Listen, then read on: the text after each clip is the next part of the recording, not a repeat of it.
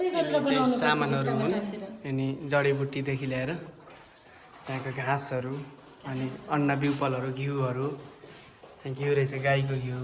तोरीको तेल प्रसिद्ध रहेछ यिनी सामानहरू जडीबुटीदेखि थुप्रै छन् यहाँ चाहिँ बिउपलहरू यो सङ्ग्रहालयमा राखिएको छ चावलहरू भयो कुन कुन अन्डो चावल भन्ने तिलको चावल भन्ने थुप्रै मकैहरू धानहरू सेतु भट्टा मासहरू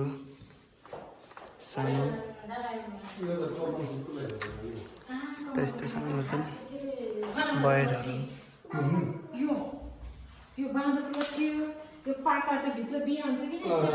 रक्त चन्दहरू